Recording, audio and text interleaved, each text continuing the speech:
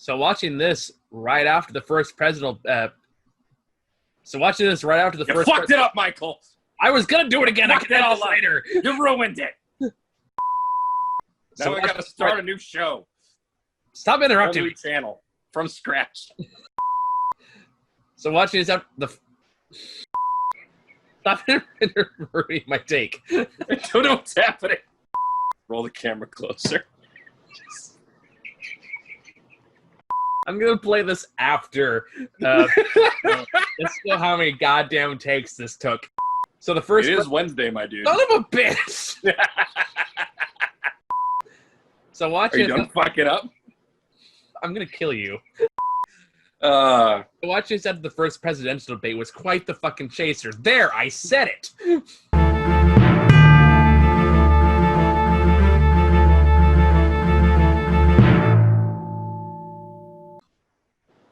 Why is that so controversial to say? It wasn't. You just kept interrupting me. What are you talking about? You know damn well. What you were... I do. The magic of editing. All right. So, feels good, man. Yeah. The Pepe documentary. Yeah. So I made the mistake of watching the last half hour of the debate last night. Oh, I watched the whole thing. I'm so sorry. It was quite a thing. It was quite interesting. But let's not get into that too much. No. The reason I bring it up though is because I felt like, okay, well now seems like a good time as any watch Feel Good Man, a movie about how a meme can be appropriated, and no, it wasn't even a meme being appropriated. It's the character. Character can be appropriated and weaponized into the most bizarre far-right weapon I've ever seen. No, it was, I really appreciated how fucking weird and crazy this movie was. Dude, there was a I had to pause it because I said, like, fucking what? And I had to Google it because I wasn't convinced it was real. And I'm not going to give away what it was yet. But I was like, son of a bitch. So, let's see. Let me look up the guy's name. Because I actually watched this a couple of weeks ago. It's poor man. So for those of you who don't know, I'm sure that most of you have heard of Pepe the Frog. Matt Fury, there you go. Pepe the Frog is he's a cartoon frog that most people know as a meme that got appropriated by the far right and basically got turned into a Nazi symbol. Yeah. And people are going to come at me for using the word Nazi, la la la la, whatever, white supremacist. I'm just going to say Nazi. It's easy shorthand. Also, plenty of Nazi shit in this movie, so obviously it applies. So the weird thing about this is I used to lurk on 4chan plenty. 4chan was always an interesting place to me because it was a place where you had to put your feelings completely aside and just kind of indulge in like nature, basically. No, I viewed it as like a petri dish. I almost approached it as like almost from an anthropological perspective. Okay. Where I was just kind of experiencing this weird just convalescence of all these different people, and this was before it really became into an intense alt-right thing. This is before Anonymous was a thing, like before the Scientology protests. But there's a lot of stuff from 4chan that I still feel like a lot of people misunderstand and don't know about because they haven't visited it. And I don't recommend anybody visit 4chan, especially now. But there was a long period of time where you could just go on there and it was the hottest, freshest, most raw internet humor and content you could find. All the racism and shit is there, but also all of the bizarre internet creativity. Like, you would have people who would find some random weird TV show or manga from Japan and like take some weird shit from it and turn it into a meme. We wouldn't have so many things that exist on the internet if it weren't for 4chan. I don't think Reddit would exist as it is if it wasn't for 4chan. Yeah. We wouldn't have lolcats. We wouldn't have memes. We wouldn't have rickrolling. Like, there's a lot of stuff that came from 4chan that, like, it really was the cradle of a lot of the things that are on the internet. And white supremacy is unfortunately not exempt from that. Not that white supremacy started on 4chan, but its explosion online from, you know, completely anonymous forums, that's it came from 4chan. So I actually was a fan of Pepe and a bunch of different meme characters way back when. These were all just common things like Rage Comics and Feels Man. Like, all of these guys were characters that would pop up and people would turn into their own different versions and put different spins on them and different humor, and it was great. So I loved Pepe. And it even introduced me to Matt Fury's comics back in the day, because I wanted to see where Pepe came from. And he was just a cool frog. He was just this stoner dude frog who was kind of lazy and just enjoying life and like living with his college buddies. Like, that was just the vibe of the comics. And when he got appropriated was long after I left 4chan. And there's a lot of stuff in this movie that I was not entirely aware of, or at least aware of the intensity of it. Yeah, and is amazing, and like not in a good, just like holy crap, really? Yeah, it dives into a lot of really interesting history and research. They talk to people who are actually, you know, 4chan people, like they one guy in particular. But what I found fascinating about this movie was not just the things that I found out, but the way that it turned Pepe into a character that I kind of cared about more than I already did. Like, I already had kind of like, damn, they fucking did Pepe wrong. Like, he never did anything to deserve this. They just appropriated him into this shit. And then this movie really brought that feeling to fore. And it really made me feel for his creator and all the battles that he had to go through. And like, it does an amazing job of building this story. Oh yeah. No, it's through the whole thing. It's a made documentary. Yeah, it was fascinating. It's funny. It's interesting. It's horrifying. Yeah. And yeah, I did not expect a movie this good to come out of this. Yeah, and I think for me, it's like going back to what you were saying. Is like, I don't think I have ever felt more sorry for an artistic creator in my life than I do for this. Let me say, Matt Fury was his name. Yeah. For Matt Fury, just dude. Kind of a hippie, kind of like this kind of hipster stoner dude, just made up like a silly little character. Like I said, hey, just a sweetheart. He's a sweet guy. Got a hateful bone in his body. Got appropriated by just the worst kinds of people. A creator who massively underestimated the internet. And then when he tried to go like fight back at it, they came after him. Yeah, for harassing him and shit. Like, he lost control of the situation. He lost control. Before he realized what was happening, it was over. And it's like, oh my god, I feel so sorry for this man. That no matter how hard you work, try to reclaim it or reappropriate it in another way, you're still going to be that guy whose character became appropriated by Nazis. No, that was yeah, I don't want to go too far into the story itself, because I do feel like there's enough of this that would count as spoiler territory, because it is a surprisingly gripping story of like the twists and turns that it takes along the way and the shit that he has to go through and the things that happen.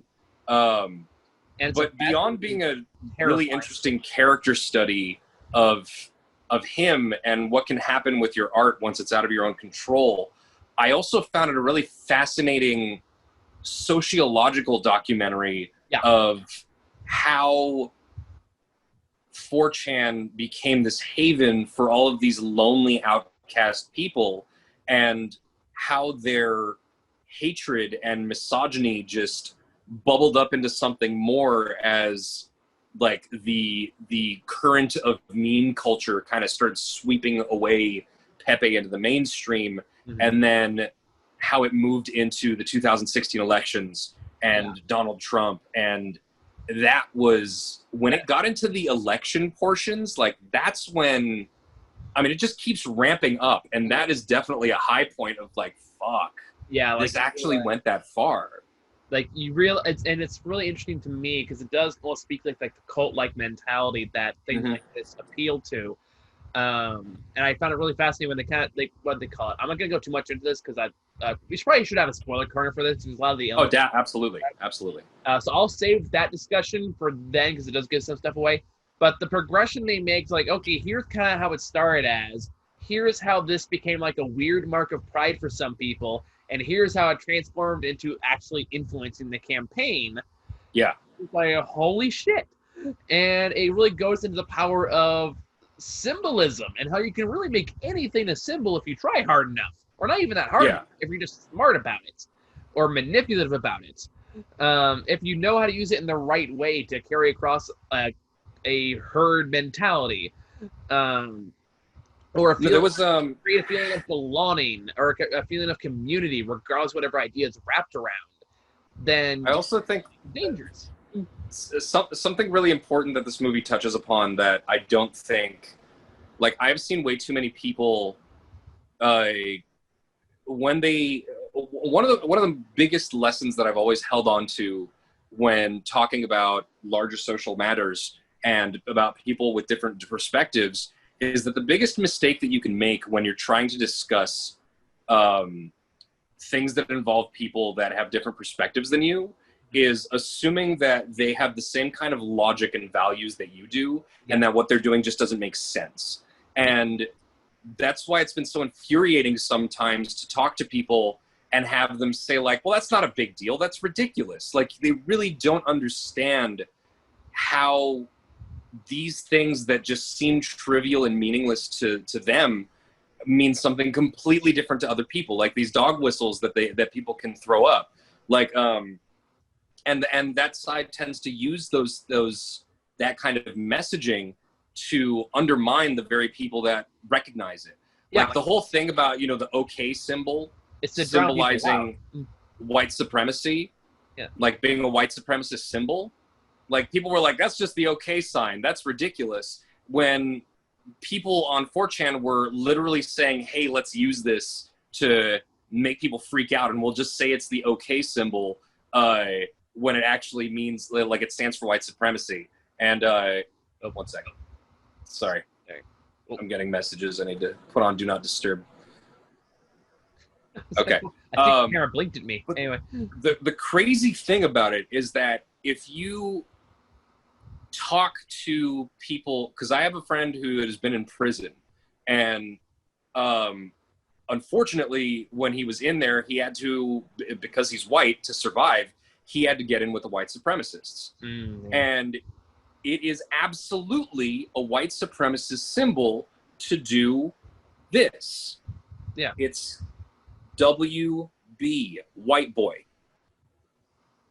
The OK symbol is already a white supremacist symbol, but somebody took that to 4chan and made people think that it would be funny if we just made everybody think that it was a white supremacist symbol and popularized it to all these people who are basically doing it supposedly to troll people. But when you get to a point, starts until it stops. Yeah. Yeah. But when you use it as a joke and you start doing it with people that don't see it as much of a joke, and the people that you're antagonizing with it see it as that, and they get the same kind of feeling that you do that they do when they see something like a swastika or something, it essentially becomes the same thing. Yeah. And it, like, you might be doing it for the lulz or whatever, but in the end, you're essentially like espousing racial terror for laughs, which is pretty much the same thing. And even so, oh, sorry, I'll let go ahead and finish. So when you talk about something like Pepe, when people are like, I'm sure that people saw that this movie was being made and they're like, what, the cartoon frog? Yeah. Like that meme that you see online, like, that Nazis use as a joke, like, that sounds ridiculous. Why would you make that movie? But you watch this movie and you start to realize exactly how they use symbols and how powerful those things can become. And I think that this movie is important, not just in the context of what Pepe is and what he was and what art can be, but in the context of how, dog whistles like that can be used, and how people like that can use things that may seem insignificant to other people. But when people in that community hear those things, they they 100% see it as like, oh, we made it, like we're doing it. It's encouraging to them. And then they feel So empowered, and then they start lashing out. yeah, Like it's a sociological movie just as much as it is a pop culture movie. It's fascinating what they pulled off. yeah, and like usually because I have some like I say some in like the very limited sense as things I'm ever going to be exposed to. Very limited experience in this because I have like 2 hardcore anti-racism videos on my channel now. That are promoted, and on the very first comment I have there pinned is saying like, I'm not going to tolerate any far right propaganda, any racism. No, if you post that here, I'm going to delete it. And the number 1 complaint I get from every single angry comment I get is I'm suppressing free speech. Like every single one, and I always say the same thing. It's like it is not free. It is not a free speech. It's not a free speech issue to say I'm not going to put up your bullshit. But what that is though is people like, and of course all these people have like some variation of the Pepe thing as their fucking avatar. And they always have it's always some variation of I want to be able to say what I say because I feel empowered and rightful to say it. And I feel like that's the problem with these kind of symbols is it lumps people into this group think that their hateful ways are succeeding, therefore they're entitled to continue it. Well, it's when it's tolerated, and like I have an issue with people who are like, well, I'm glad that people who are racist are now like not hiding it, like they're just out and out saying what they are. And no, I don't agree with that at all. I don't agree with I that think either. that they should be made to feel ashamed. I feel like they should be made to hide in their little secret communities and just be amongst their own kind. And because all that does is recruit more people into their ranks. It doesn't actually swing. Yeah, I don't want them out there recruiting susceptible people and people in their teens. Like I say it again and again.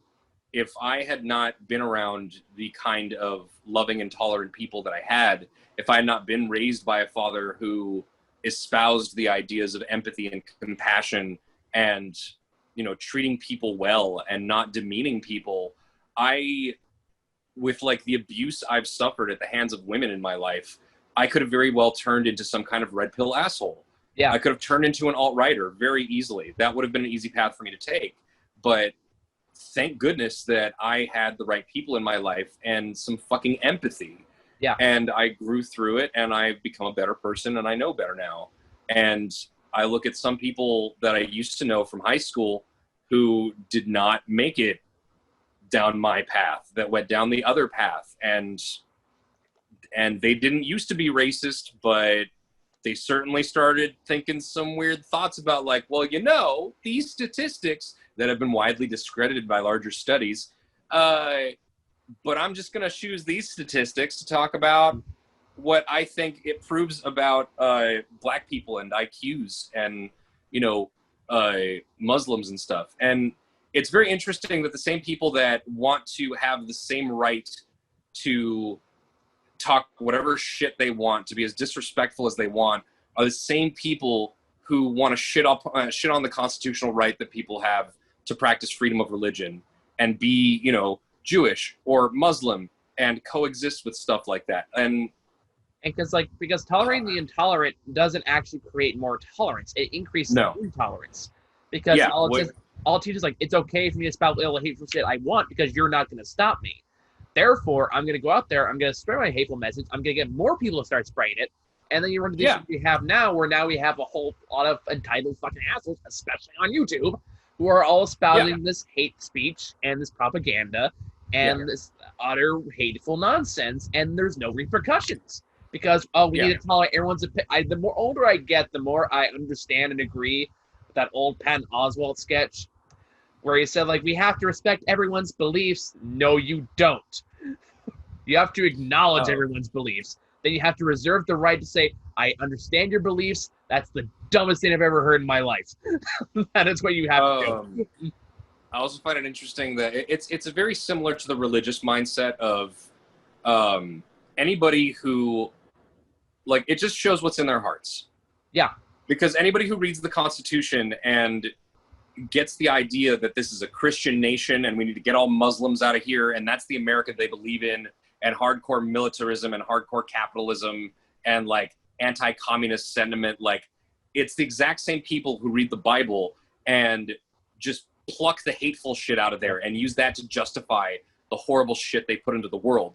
They completely forget about being more Christ-like or trying to treat people empathetically, or like those same people are going to go to the Constitution and ignore other people's right to free speech, other people's right to freedom of religion, other people's rights to privacy and unlawful search and right to be free of unlawful search and seizure, and not most importantly, but most significantly, the fucking flag code. Like, they're going to disrespect the flag by treating it like a fucking banner they can drape all over themselves and get fucking tattoos of it and socks and like just put it all over every fucking thing that it doesn't belong, when that's a blatant violation of the law. It's just not enforced. Yep. So yeah, I've got feelings about this, but I'm like, no, I completely agree with you. And this is something I touched about in the Superman Smash the Clan video too, is the fact that this kind of ideology, this kind of symbolism, this kind of mentality appeals to people who want to feel powerful and have never known what that feels like. So when they get to get other people, that's what that kind of hateful ideology appeals to. Now, the people with actual power know how to manipulate these dumb fucks. Yes. And you see that in this movie. Yeah, and they actively do that because they know when they can hate an other, some kind of other, usually a different color other, that means that makes them an easy target, and they're not paying attention to how the people with actual power are fucking them over. Yeah. And that's the whole fucking game. And yeah, like, this movie really does a good job exemplifying that and bringing up, like, hey, this hateful ideology isn't there for shits and giggles. There's a deliberate purpose behind this. And smart people who know how to grab power know what they're doing. Yeah. It's being pushed in a certain direction by certain people to build on top of an existing organic growth and momentum. And that's something really fascinating to see in this movie, is that it really does study that kind of thing, how the kind of people that have that kind of mindset will take something like this, become really possessive of it, use it to lash out at people, and then just turn it into a symbol of their own hatred and push forward into just really weird areas that you would never think.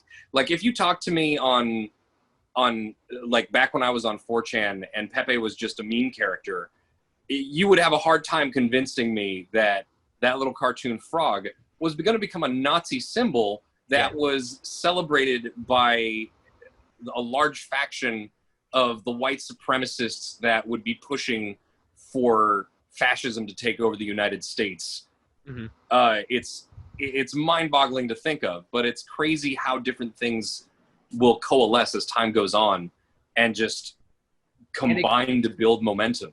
And this goes to show you that a symbol can really be anything. It just depends on who's smart enough to manipulate it to serve their purposes.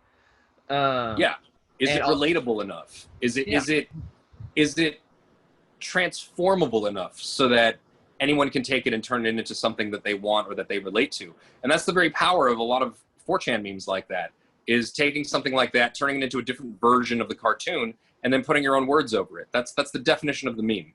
Yeah. So I've never seen a movie really tackle that kind of, I guess, online sociology in that way. Because it is this is a relatively new phenomenon. Yeah, you don't see a lot of stuff about this, especially stuff that goes this deep and actually gets, this well researched. Like, this was really well researched. And I think, and at the same time as it does it, I lost you for a second. I'm still here. At the same time as it's doing that, it remains a very human, personal story with great animation. Oh yeah, and great great production, incredible production value. This movie is amazing. No, it's a great movie, and it just, again, it's horrifying and yet so it weirdly predictable that that's where this kind of stuff is led to. But even then, I mean, sitting at the other side of it, yeah, like, now that we're here, it's more like the internet in so many ways is such uncharted territory, and it's both shocking, terrifying, but also kind of predictable to see how it's been appropriated by people who kind of picked up on that early. that they can kind of get away with Yeah. whatever, because there's not a lot of limitations what you can or cannot do if you know what you're doing.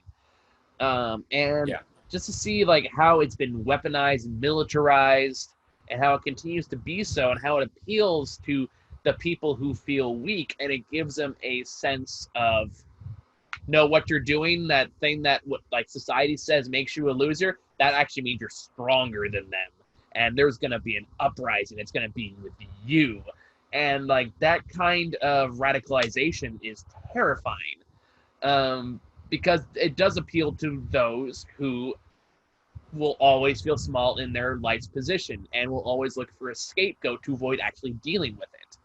Yeah. Um, No, it's really. I honestly can't say enough good things about this movie. I was lucky enough to attend a digital screening of it, where afterwards I actually attended 2 digital screenings because I bought tickets for one, but then realized that the other one that day was going to have Adam from YMS okay. doing a Q&A afterwards, which ended up not being that good because there was this guy playing like a fake George Lucas character and just like making jokes throughout the whole thing. Ugh. And it could have been funny, but he just went on at length about really stupid Star Wars jokes that I did not fucking care for. And I really wanted to hear more about how the movie was made. And he just took up all the fucking time. And every time I was talking, I just would shut the fuck up and let me hear more about what was going on with the movie behind the scenes. So I'm really glad that I had the Duncan Trussell tickets, because the Q&A session with Duncan Trussell and the 2 filmmakers was longer than the movie itself.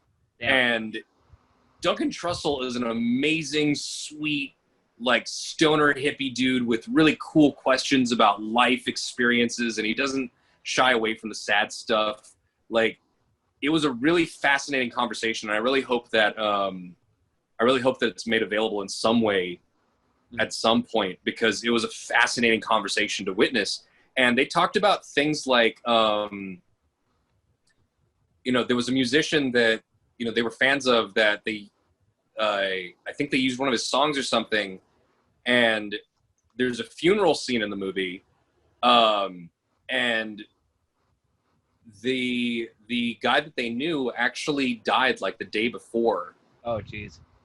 And so when they were animating this scene, like, it had this especially intense emotional significance. And when you watch the movie, like, you would think that that scene is kind of like a little more ridiculous, but when it happens in the movie, you can kind of feel that it's got that extra oomph to it. Like, it's more impactful than it has any right to be in the movie. So I was really astonished by the power of it, and you can tell that the filmmakers here cared about it. They said that they also had, they had more footage. Like, they reached out to Nazis. Oh. They reached out to Nazis to interview them and hear their opinions. And the dude who was doing it, he said, like, I did that for like 2 days, and then said, you know what? No, fuck this. Fuck these guys. Good. Fuck them. This is not their movie. It's not about them. This is about Matt. We're going to make this movie about Matt, and these guys don't get to fucking talk. Like, yeah. And it's not that they had anything constructive to say that was valuable to the movie outside of what they already had. These filmmakers approached the movie with a lot of heart and care, and they're actually friends of Matt. Yeah. So some people might say, like, oh, it's biased. Like, fuck you. Fuck you. No, it's not. It was his cartoon. Pepe was his. It was his creation. It's his story of seeing that creation torn from his fingers and turned into something horrifying, and him trying to reclaim it, and all the legal battles he went through after that. And it's really astonishing how you can feel the amount of passion and care and heart and humanity that these filmmakers put into this movie. You really feel it. Yeah, no, I completely agree. And I'm personally in the deplatform the fuckers side of the argument, which is kind of a controversial stance. I know it's controversial. It's tricky. And I understand the fine lines and the slippery slope some people say it will cause, and yada yada yada. But for me, I'm kind of like, no, they Who don't gets get to make that decision, all that stuff. Yeah, like you don't get to talk. You don't. Get I would like to think you're not owed a platform, and I don't think like that's not biased to say we are not going to allow white supremacy in any form to have a voice here. Yeah, no, I just think that they're like, where do we draw the line? I think the line should be drawn at Nazism. Yeah, right? I think white supremacy and Nazism is a good line to draw, and I don't think that that's a hard fucking decision or conversation. You would think. I think it's pretty goddamned obvious. Yeah. Germany learned from it. Yeah, I know, right? Like, Germany learned their lesson. Countries right now. Yeah, like, why? No. Like, this is bullshit.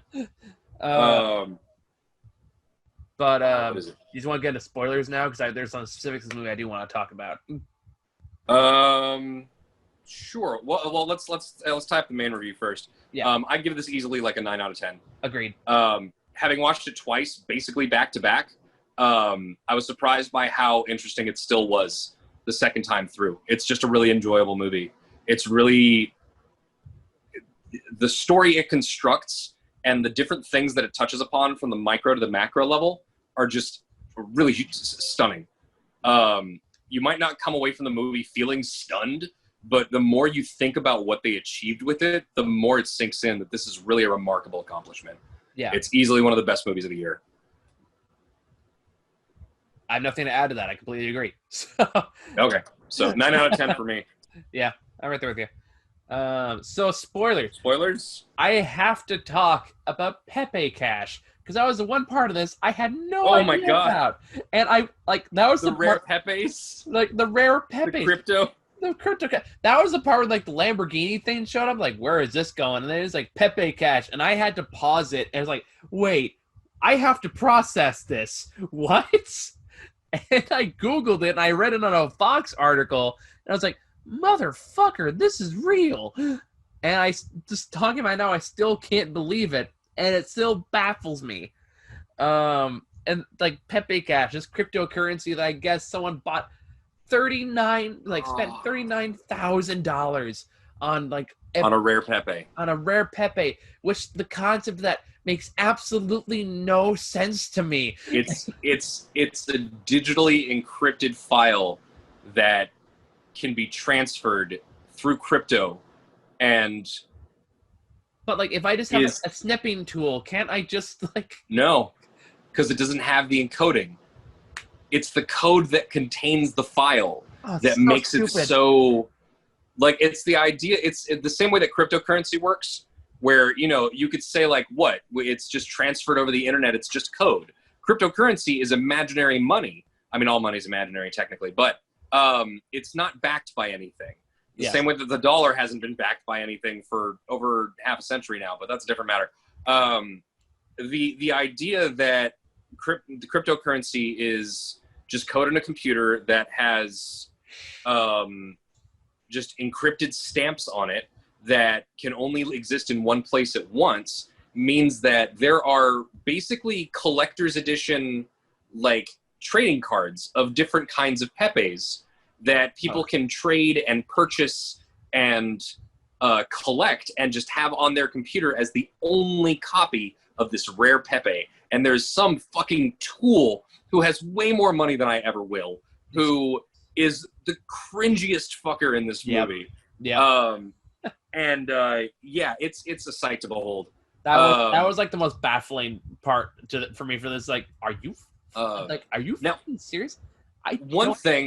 One thing at the very end of the movie, the little cartoon clip they had there, I understand what they were trying to achieve, and I am shocked that it hit the way that it did. Fresh memory, which part?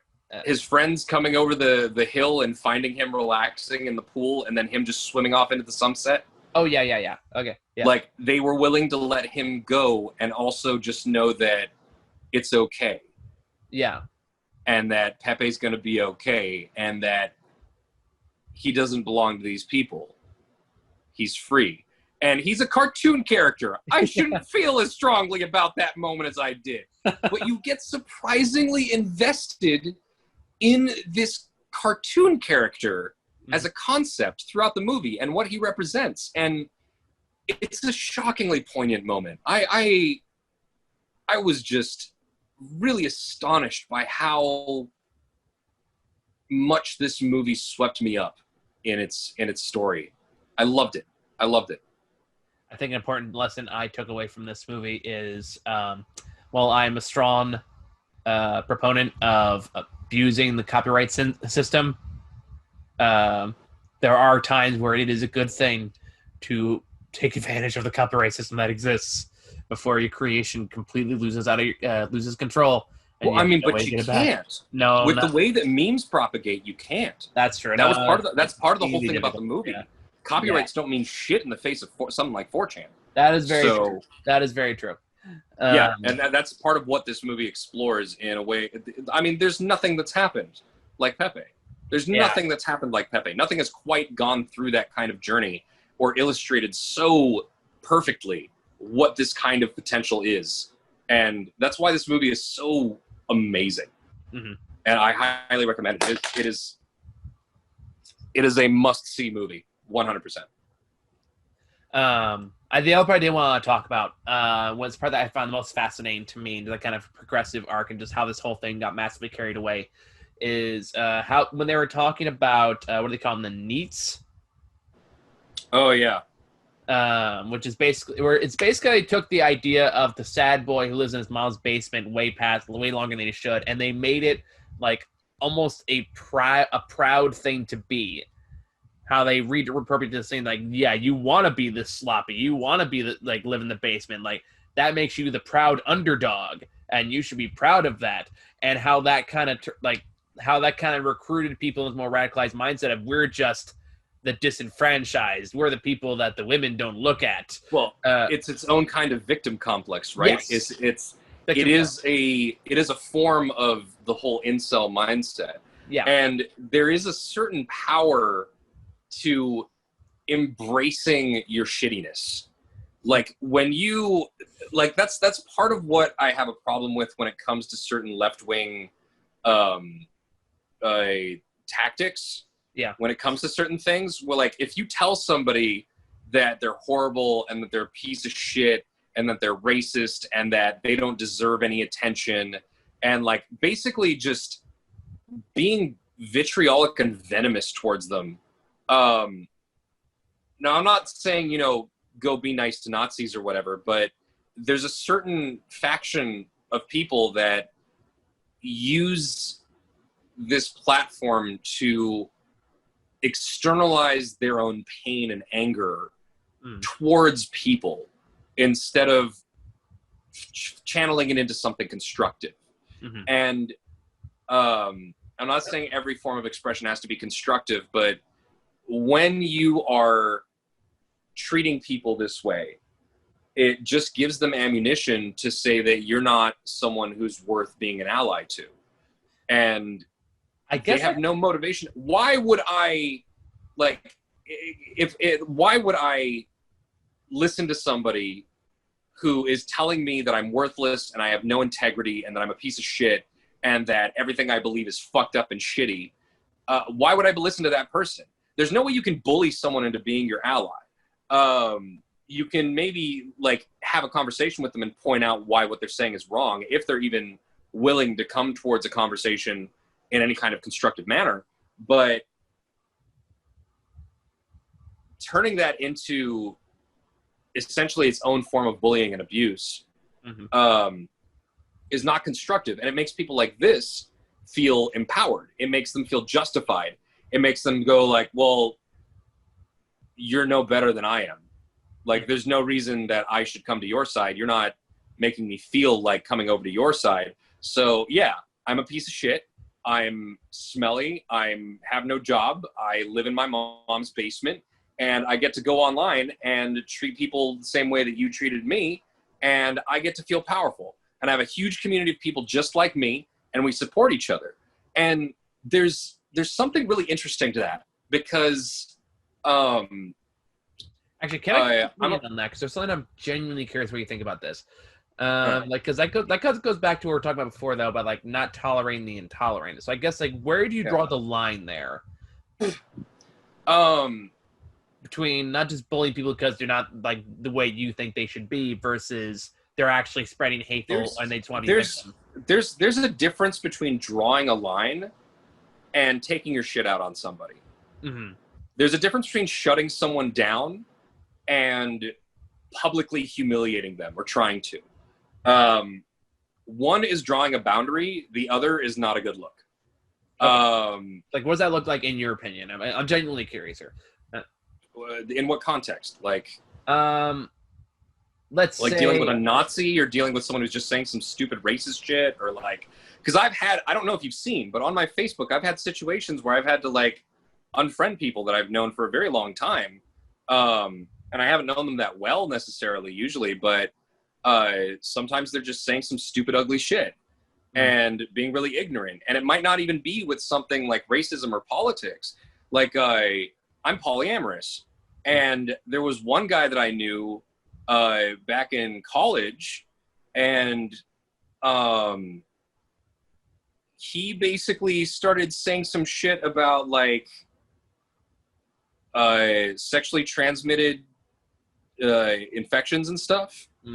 And he basically said that like there's a guarantee that like I would never be with a polyamorous person because like there's a guarantee that they're going to have an STI of some kind at some point.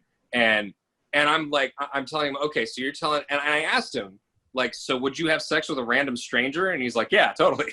It's like, okay, so you're telling me that this person that has a controlled group of people who they trust, they have selected, and they trust their safety, and they keep it in that group, and sometimes have other relationships with people that they trust. You're saying that that controlled group is more risky than you just going out and hitting on random women at bars. And he just didn't seem to bridge that disconnect. But that wasn't the problem. The problem was I had friends of mine. I have a lot of polyamorous friends. I'm part of communities. Like I had friends, and I had a couple of partners come into the comments and start trying to say shit and bringing up studies and talking about their own practices, and he started being a fucking asshole to them. Mm-hmm. And so I'm like, the line is willful ignorance. No, it's not willful ignorance. It's being a dick to people I care about. Mm-hmm. You don't get to come onto a thread and tell my partners that they're going to be like herpes-ridden, like gross, disgusting people, and that he would never touch them with a 10-foot pole. Like, really disgusting, ignorant shit. Like, you can state your opinions, you can have a conversation about them, but when you start making it into personal attacks, so when you start kinds of cruelty, yeah, there's an element of cruelty. I do not tolerate cruelty. Mm-hmm. I do not tolerate people who take a certain joy in seeing other people suffer. I am okay with a certain level of punching up. I have no problem making fun of any suffering that Donald Trump endures. I have no problem with that. I have no empathy for that fucking asshole. The shit that he's done, like, no question. It has personally affected my family. Fuck him. 100% forever. But I will still have a conversation with a supporter of his just to try to understand what the fuck they're thinking. Mm-hmm. But inevitably, the problem with that is that it turns on to some level where they are unwilling to believe plain facts. Yeah. Like, they don't think the border camps are real. Yep. Or they have fallen into some kind of hole in their logic where they forget that police have dozens of options to apprehend somebody that's trying to evade the law, like flagging their car for an APB, or locking their assets, or waiting for them at their house, or, you know, they can search for that person. They don't have to shoot that person in the back as they're walking to their car. Yeah. There are different routes, and like, there are people who forget, like this Breonna Taylor shit. Oh yeah. The people who try to say like, oh, you know, the guy shot back, and the police say that they announced themselves. The police said that for themselves. For some reason, these people suddenly believe the police are the best thing. And they don't seem to consider, like, what would happen if you were in their shoes. Like, this was not properly followed protocol. This was, I don't want to get into all the Breonna Taylor shit. It's really upsetting. But Yeah. you have these conversations with people where they don't seem to put themselves in the other person's shoes, where they're like, hey, what about their basic fucking rights? What about their constitutional rights? What about their human rights? What would you do if your door suddenly got busted down and like there were people running into your room and they hadn't announced themselves? Like, would you not grab your gun? Yeah. Like, would you just lay there and wait for them to murder you? Like, what would you do? So the idea that they forget that we have basic human rights, no matter what color we are, no matter what our criminal history is. Criminals have rights. They have a right to due process. But somehow these fucking people seem to get into this mindset where because someone has done something wrong, don't deserve human treatment. And I fucking hate that. And generally the problem with these conversations is that if you're not face to face with somebody, they just stop responding when you back them into that corner. Yeah. Because they kind of realize that they can't respond, and they're that close. They're that close to making the jump. I've seen so many screenshots online of people who were that close to realizing how wrong they are. And there was this one dude who posted an image of this guy, this white dude who got restrained, and like he wasn't guilty, but he got restrained by police, and then he died in their custody because the police were abusing their power. And his conclusion from that was, you're never going to hear about it because Black Lives Matter doesn't care about white people. It's like, dude, you were so close to realizing that this is a problem with the police. You were so close. Jump to thing. And it's amazing. But so I guess there's a point. You can't have conversations with some people past a certain point. You need to know where to draw your lines. You need to know where to draw your boundaries. You need to know what your limits are. But I think that if someone is willing to have a civil discussion, you should be open to it if you have the fucking energy, which not everybody does. But the other side of it is that some people will abuse that and disguise some really ugly tactics as civil discussion. Yeah, like bad faith. Like as long as they don't swear at you. Like I saw there was an example, there was an article I read which talked about the fallacies of assuming good intent, especially in a workplace environment. And it's the idea that, I think the example they gave was like, some lady broke her toe because like some dude dropped something on it, and she basically, like, she swore at him. And she is being admonished as much as he is because she swore. Oh, Jesus. When she had physical injury. And I think it was some kind of property destruction. But, like, it's this whole thing where by trying to be fair to both sides, you're doing a gross disservice to the severity of what one side has done. Yeah, and I think that goes into the fallacy of centrism, and that's something I've always kind of issue with that as well. Yeah. Especially if the Overton window switches and moves further right. Yeah. But one more thing about go ahead. How this goes. But the tricky thing, and this is harder to spot, because it's the same kind of shit that Donald Trump uses.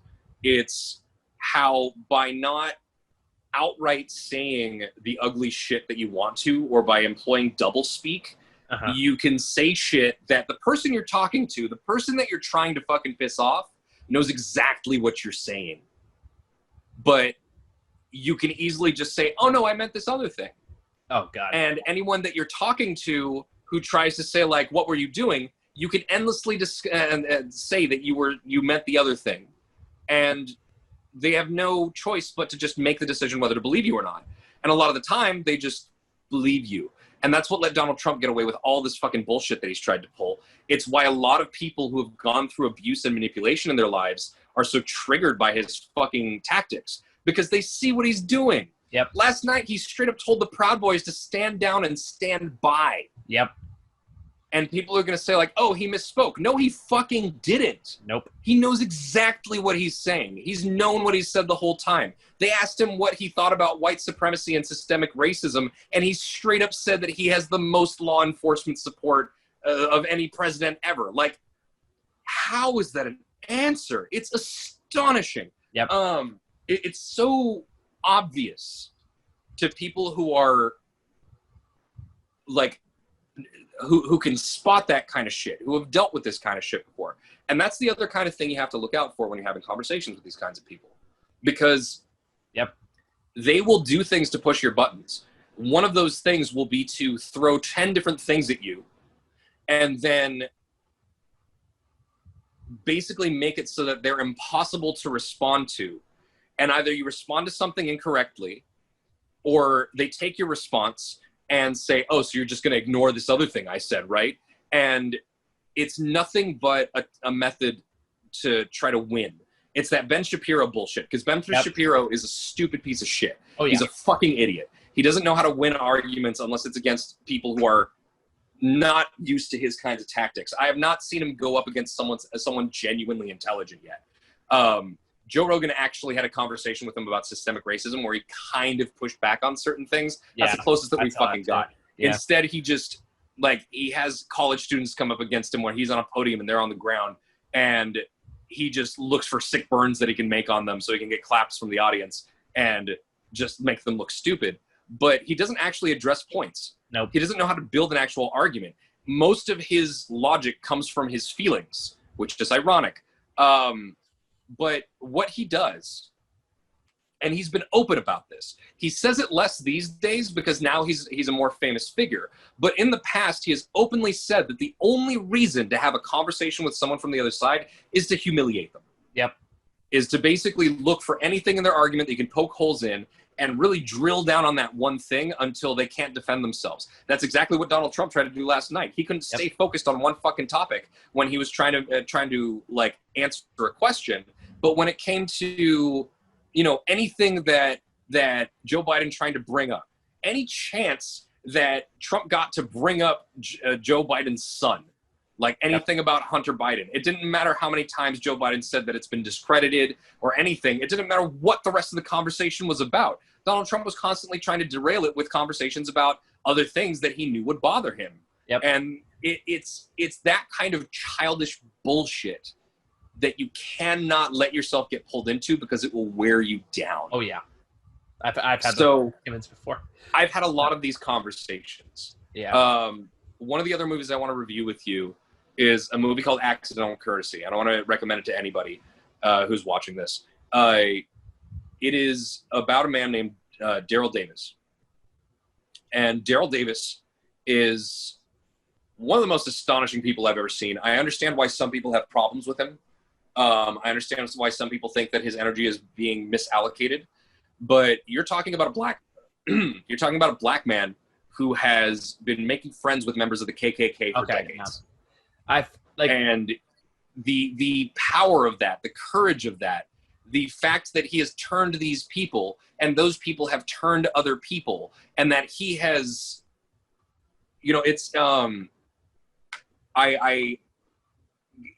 it brings to mind, and I apologize to anybody if they feel that I'm misusing this, but I feel like the spirit of it is still the same. There is a Jewish proverb, I think, a saying, which is someone who saves one person saves the world entire. And basically it means that when you save somebody, you don't just save them, you save their kids and their kids' kids, and you save everybody that ripples out to. So with that in mind, I think everybody that Daryl Davis saves from the KKK and wakes up, they save all of their families, whatever friends they're able to reach out to, anybody in the KKK that person knew that is considering it's considering leaving at some point, and they don't know who to turn to, and now they have this friend that left that they can call up a few years later and talk to about it. I think that that's such important work. And I think that someone who has the ability to have those conversations is invaluable. Mm-hmm. I don't think that you should not talk to people from the other side, but I think that in this day and age, you need to be very wary of where you allocate that energy. Not just where you allocate that energy, but of people who will subtly employ tactics that will wear that energy away from you. That's a good point. Can I interject on that thought for just a second? So, but that I just wanted to say that's basically, in a long form, my answer to your question about drawing the line. Okay, no, that's very thorough answer. Thank you. I appreciate. It's not a simple question. It's not at all. I think for me, because people have used the Daryl Davis example on me a few times as going back. I couldn't do it. I couldn't do it. I couldn't do it either. But people have used that for me as a retort whenever I say I don't allow far right propaganda in my comments, and here's why. Because I've never seen the conversation of this in YouTube, especially where this has not turned to a shit show really quickly. And it's like, well, Daryl Davis does this. Like, okay, I admire what he does. I'm not interested in doing that here. And there's also the false belief, in my opinion, I'll be curious to your thoughts on this too, that can be done with everybody in the KKK. No, absolutely not. And I think that's kind of where you get that idea. Is like what he did is amazing. I have a huge amount of respect and admiration for his ability to do so. However, to assume that you can just talk the racist out of being racist and apply that universally is stupid, and that's not how it works. Some people are beyond saving, or at least not ready to talk. Like some on people a genuine level. If they can't, awesome. Like they're more than welcome to come in and make up for some of the shit they pulled. But not everyone's going to go with that. I think that we should make space for people who are willing to work to redeem themselves for all the horrible things they did as a member of the KKK or any other kind of hateful organization. That kind of person with the knowledge they have of those organizations could be very, very useful. However, doing that technique alone is not enough to eliminate those groups from existing entirely. And I think it's where a lot of people get things wrong. Because the logic applies I'm not saying everyone you shouldn't try to. No, I know, but it's the same idea as recycling or conserving water or conserving power or voting. It's you can't save the world. You can't. Very few people are going to be in a position where they can have widespread influence and change people's minds on a wide scale. All you can do is affect the person next to you. You can have that conversation with one person. You can try to connect to somebody on a human level. I have a general problem with people who, by default, their approach towards somebody trying to have a conversation about, racial stuff or a difficult topic is, it's not my job to educate you. Google it. The class, read a book. I'm not what are you giving them homework? They're not gonna fucking go and read a goddamn book. They're gonna go spend 10 hours reading some gigantic thing that is specifically stating things that they disagree with. They want to have a dialogue. Yeah. And this is assuming that's a genuine desire of theirs. Yeah, and I think the idea that someone is presenting you with the opportunity to talk to them person to person, human to human about this stuff, and they're not just trying to throw jingoism at you, they're not just trying to win the argument, they're actually trying to have a genuinely intellectual and human conversation about this, sometimes that opportunity comes up. It does. I've had those opportunities to talk to people. And granted, I'm pretty sure I haven't switched anyone's mind in one sitting, especially some internet stranger. But the fact that that they were actually able to have a conversation with someone from the other side and come to an understanding of what this stuff means to me personally. Yeah. That's important. That is now a human point in the other side amongst all of the propaganda and the memes and the weird news that they watched. That is a human face on part of it. And if they do that enough times, that's the kind of thing that's going to make them understand that even if they don't fully give up on their beliefs, at the very least, they'll kind of shy away from the more poisonous aspects. No, and I completely agree. And I think if you can do that, you absolutely should. I'm not trying to knock that out in any way, shape, or form. My point is more you should absolutely aim for the individual if the opportunity comes up and you feel like they're in a place where they're actually willing to listen when you have to say, where they're actually willing to have a dialogue. However, I do not think that individual basis should be treated as a solution to the systemic problem. No. That's what I'm trying to say. Okay, no, absolutely. Okay, so here's another thing. This is turning into a fucking civics lesson. But here's one thing, because I've spent a lot of time with this shit. I've spent a lot of time, like I've been a fucking borderline incel, like offensive humor guy raised in toxic masculinity and stuff. And I've also been on the fucking SJW side of shit, where I go on Twitter when I'm pissed off just to look for some fucking racist idiot so I can belittle him and berate him and make fun of him. And like, I've been both of those. It's not good. Granted, I went further left than I did right. I've always believed in, like I've never believed in women getting less for the same amount of work, or racism, like never in earnest. It's always just been jokes to me. But then I realized how real they still were, and they've gotten more real over the course of my life, and they're not as funny anymore. But I can speak from my personal experiences on both sides. Like, when we're talking about how to treat people, and how to approach these conversations, a common issue that you see come up that people will jump on, and this goes back to the kinds of conversations that people have in poor faith, because as much as I like to talk, I just talked about people who just try to win the conversation and look for points to jab at, like Donald Trump and the right wing. People on the left will do the same shit. They do. Yeah. They will look for one thing you've done wrong, one thing you've said wrong, and instead of trying to have a conversation with you about it, they'll just berate you, they'll scold you, they'll belittle you, and then they'll walk away with their noses held high in the air, feeling high on their own moral superiority without having to actually done anything to help the situation or help that person grow, other than telling them that they suck. I mean, like my biggest criticism of the Democrat, like the left in general, is the fact that it's a snake that eats its own tail a lot of times. I mean, that's the problem. So when we're talking about this,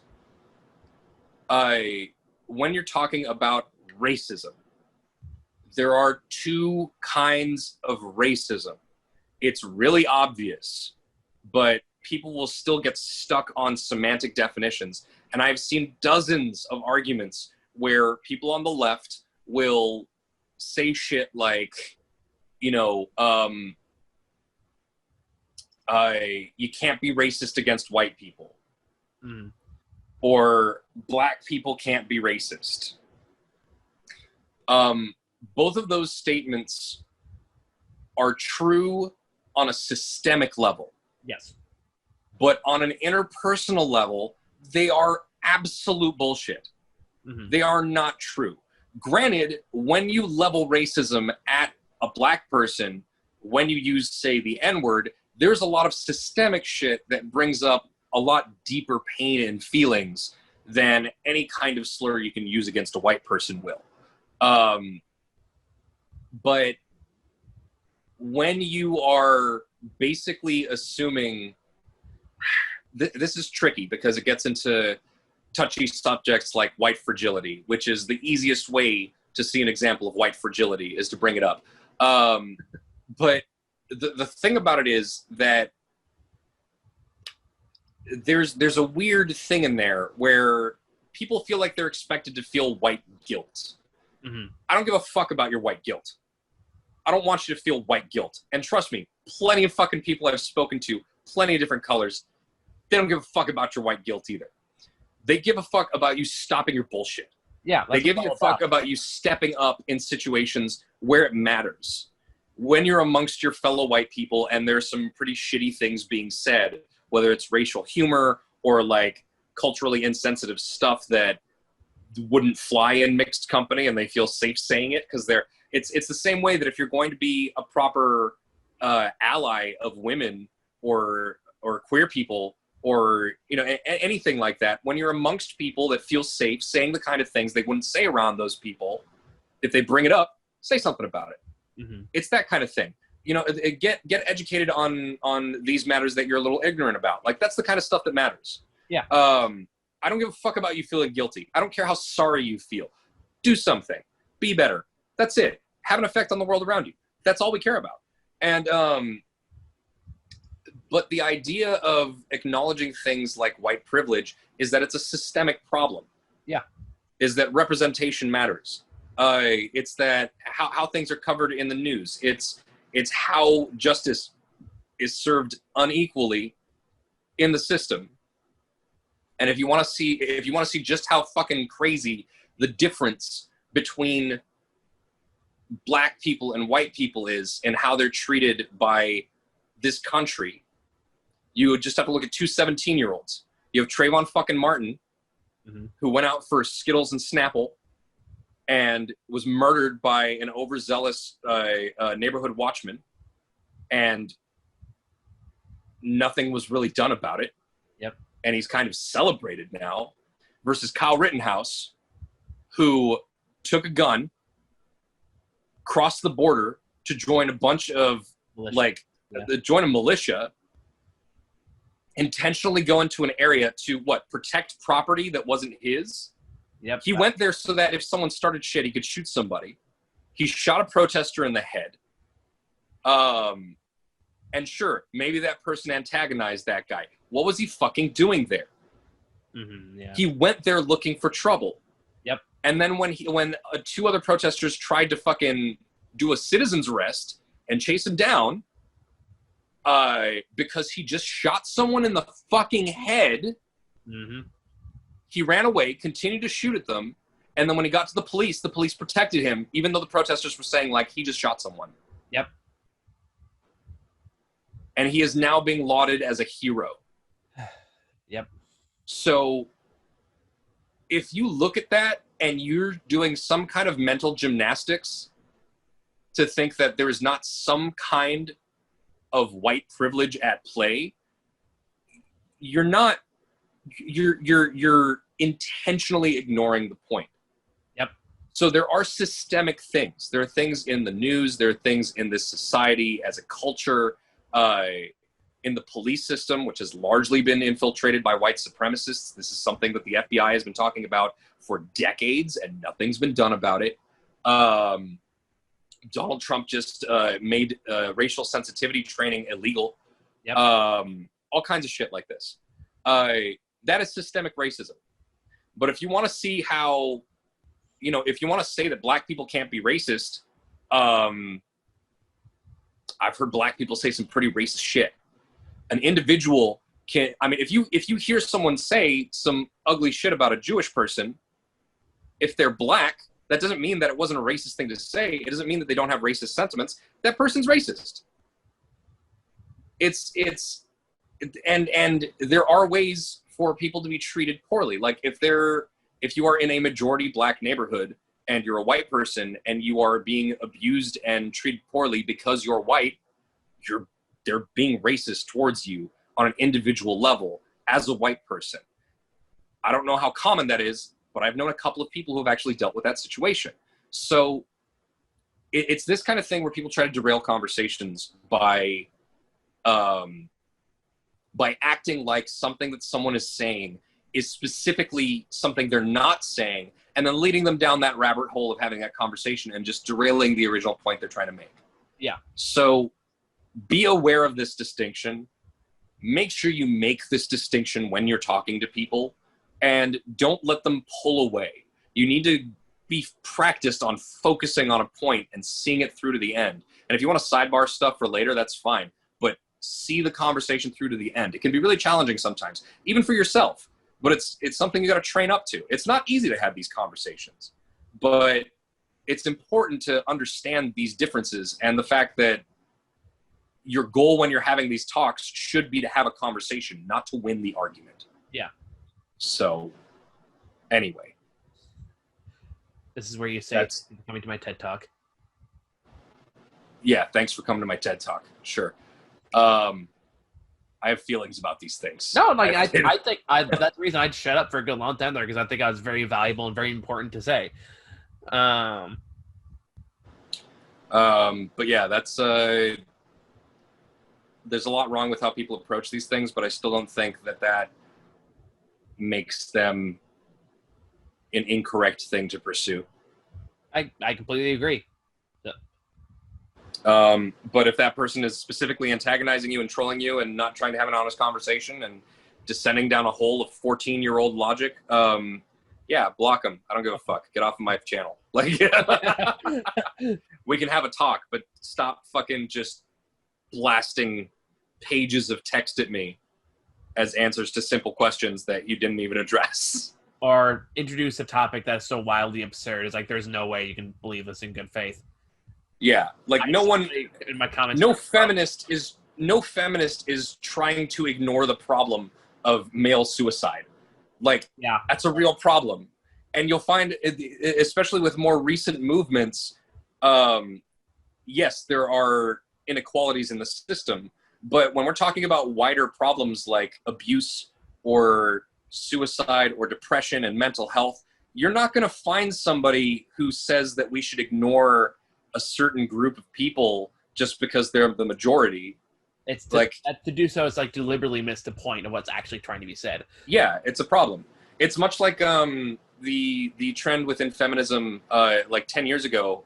I don't know how accurate that is, but a while ago, there was a big thing where feminists were really intense about rebelling against traditional marriage values. Mm-hmm. And while I agree that it's a bad thing to enforce those as the thing that someone should do as the best and proper, correct path in life, the movement has come back around to accepting that it's totally fine to want to be that. Yeah. If that's the kind of role you want to take in your life, if that's what you want to be, if you want to be a housewife, like, if you have the ability to be that, and that's your dream for your family, like, go do it. Live your life. Being a feminist means being able to choose that. Yeah. And I feel like there's another, that kind of went hand in hand with the idea that, you know, when we're talking about abuse, when we're talking about things like, you know, sexual assault, we can't ignore the fact that while it does happen to one side more, there's still a significant number of people on the other side that experience that. Yeah. So, yeah, I don't think it's constructive to try to divide people up that way. These are big issues. I think there's also, like, some come into a bad faith, and I'll give an example of what I mean here.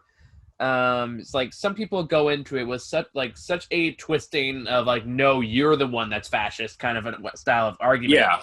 That you can immediately tell, like, this is a bunch of bullshit. Like, there's no way this person actually believes this. Or if they do, they're kind of not worth talking to because it's not really going to go anywhere. The example... Like Republicans calling themselves the Party of Lincoln. The Party of Lincoln. The one I got, this one baffled me. Like, I didn't even respond to it. I was like, no, fuck this. I'm not getting into whatever the hell this is. Yeah. Is somebody on the Superman Smash the Klan video, like, 2 days ago, left me comments like, the Klan's not a thing. You know what is a thing? Black supremacy. And I think there was a long paragraph after that. I read like 2 lines, like, nope, that's it. Block. Yeah, there's so much to unpack there. That's just like, throw the suitcase away. I was like, I don't have the energy for this. I don't have time to indulge in whatever this is gonna be. That's a losing battle right there. That is absolutely a conversation that you should not have to spend your energy on, because it will take too much, and you're probably not going to make much progress. I know, and I get so many of those. Oh, I bet. But yeah, that turned into a very fascinating discussion. I would potentially even suggest separating it out into its own separate video so that people don't look at the feels good man review and be like, oh, it's like an hour. I don't want to watch that. Like, actually, be surprised if the long ones get like more views, because, like, really, why? I mean, it shows there's a proper discourse happening, I guess. But yeah, this was more me just ranting about my personal beliefs and how I approach society and everything. But I think it's valid to cover, because it's not something that feels like it's discussed enough in a good faith scenario. I suppose. And I think that a lot of conversations that happen about this kind of stuff happen in a you agree with me or I am going to get into an argument with you kind of mindset.